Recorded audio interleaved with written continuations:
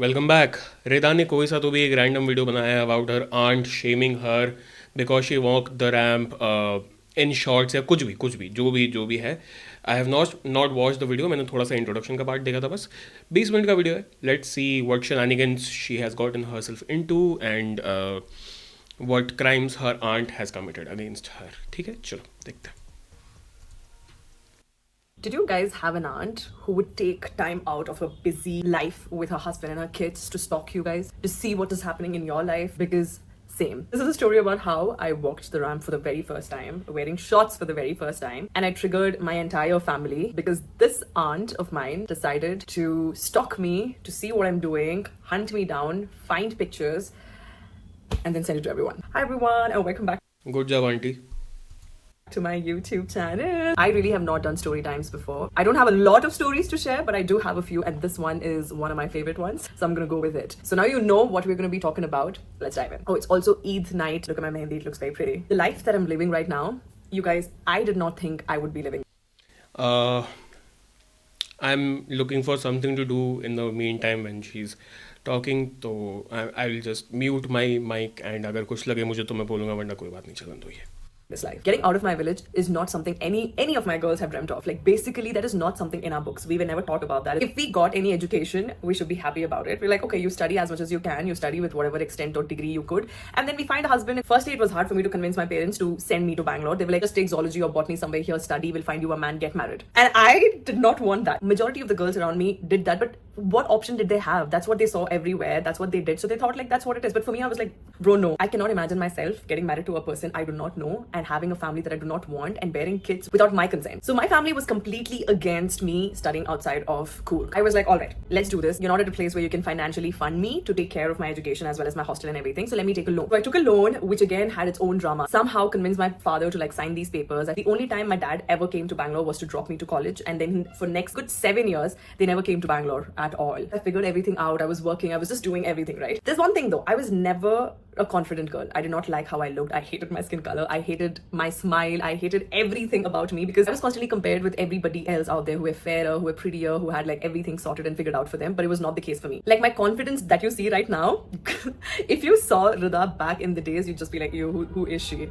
That's what I was. I had like zero confidence. But coming to Bangalore kind of changed that. Maybe the new atmosphere, people around, everything was just very different. And I really enjoyed this version of me. I used to get a lot of compliments on my skin tone, and I had never gotten any compliments when I was back in my village. So it kind of gave me the confidence that, okay, maybe this is okay, you know? It is not as bad as I thought it in my head. My cousins used to give me their clothes, so I used to like style it and figure things out here and there, dress accordingly and go. Like I enjoyed going to college, but also back in the village, we were not allowed to wear a lot of things. And I was someone who was forced into wearing outfits that my family wanted and not something that I wanted. Here, I got a chance to experiment with my outfits, to experiment with my makeups and my look, my hair. Like I still had like a puffy bun sort of situation, but I did love it because I was free, you know? I felt like I am free. I'm not saying that I was extremely tall, but I was one of the tallest girls. I remember just walking and this is one girl who runs to me and she goes like, hey, what's your name? And I'm like, my name is this. Which department are you from? I go, I'm from BSc Biotechnology and Genetics. And she goes, we have a fashion show that's coming up and we have a few designs and we're looking for models. Do you want to be one of them? And I was like, I have never modeled before. I have never walked a ramp. I don't know what this is and how it's going to be. So I'm not really sure. And she goes like, don't worry about it. We'll teach you. We'll figure it out. You just have to say yes. And I was like, you know what? Firstly, it took me a lot for me to be here. And I promised myself that no matter what, I'm not going to deprive myself of opportunities. I'm going to give it a shot. I'm going to give it a try. So whatever's going to come my way, I'm going to say yes. I said yes. Was I nervous? I was hella nervous. Did I have shoes, heels, stilettos? I had nothing. Like, you know what? I'm going to give it a shot and we'll go for it.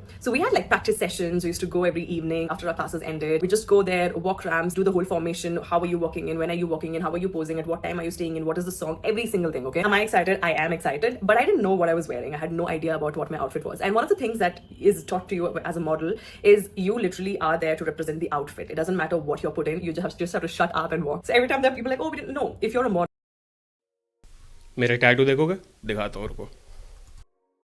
and if you're walking, you don't have a say in what you're going to wear. Whatever they put you on is what you wear. Your job is to like walk, or your job is to like shoot and just make it look as amazing as it can be. And then came the outfit reveal. It was literally on the days when they were like, you're going to be wearing this and this. So it was a kalamkari full sleeve top which was completely covered, and then it was I forgot what it's called. It was shorts, okay, but you also have those straps coming across. It was short, and then I had a full sleeve top. Me in shorts in front of all of these people walking on the ramp. I have never worn shorts before. I wanted to, but I was not allowed to wear shorts before. I was nervous. I was scared. But in the meantime, I was like, oh my God, should I do this? Should I not do this? And I was like, I don't think I can do this. I don't want to wear shorts. I don't want to. They were like, oh my God, Rida, we thought you were okay with it. They were so sorry. We don't have any other outfits. And we've designed and stitched according to your size. So anything else will not fit you. And I was like, oh my God, like I can't back out right now because I promised that I'm going to walk for them. And it's just not nice because they did not find any other model last minute. And I was like, you know what? I promise that I'll do this. It was my job to ask you in the first place that, hey, what is the outfit like? If I did get to know what it was, I could have like walked out before. But now that I've committed to this, I've practiced, I know my walk, I'm just gonna do this. Now, coming to my Instagram, I was not very active on Instagram at that point of time. In the meantime, I also had blocked everybody both on Instagram and Facebook. Every other relative I knew, every other person from the village I knew, everybody was blocked. Not because I had something to share or not, but I just didn't want these people in my life at all. Like I wanted zero involvement. So now you know that I walked the ramp. Everybody said it was amazing. Was it? I don't know. It was nice, but I had fun. I felt confident. I felt really nice. And I was like, oh my God, I enjoyed doing this. After a few days, I got the pictures. It was like professionally shot pictures. Oh my God, you're gonna stay in my gallery for the rest of your life because there is no way you're gonna see the light. I could not post this on Instagram. I could not post this on Facebook. I could not post it as an Instagram DP. I could not post this anywhere. Like I think DP I could because I could zoom in and it was like a full sleeve, so that was fine. Nobody knew what was beneath. I did not post it anywhere. However,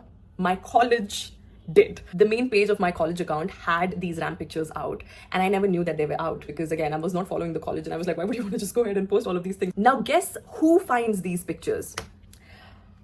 My aunt's neighbor who has 2 daughters who are literally allowed to do everything and anything. They get to wear what they want. They can go wherever they like. They had the time to learn how to drive, how to swim, and how to do everything. Like these girls had everything. Were actively spying on what I was doing because they were also studying in Coorg. They did not go to Bangalore. I don't know if that's what triggered them to go looking for what I was doing. I have no idea. One of this girl who I have no idea who she is. I didn't know her name. We never spoke. She never spoke to me. She was always this, I don't want to speak to you. Don't speak to me sort of vibe. This woman goes hunting and stalking me down, finds these pictures, but does not really like share it, but like points it out to my aunt saying, oh, by the way, what is Rida doing? And she's like, yeah, she's in Bangalore and everything. Like, did they allow? Because during the time I was figuring out ways to come to Bangalore, both my dad's and my mom's side constantly kept coming home to tell my parents to not let me go to Bangalore. They were like, don't let her, she's going to be ruined, that this is going to be the disappointment of the family. She already does not listen to people. She already gives it back. You like, is this what you want to do? Like, get her married, find a man, you'll find somebody. This was in my house constantly. And I was what, 16?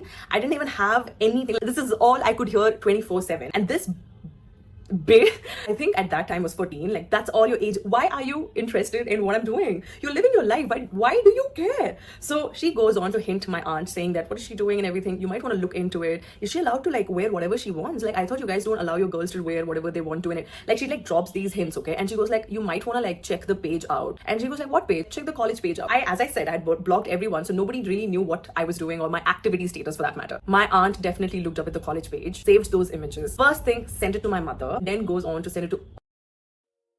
Also, like I got a standing chair, so standing desk. So I'm going to show you how that works. Okay? All of my relatives on the group chat, personally, everything. To my mum, she literally was like, look what she's doing. And to everybody else, I told you so. And did it end well for me? What do you guys think?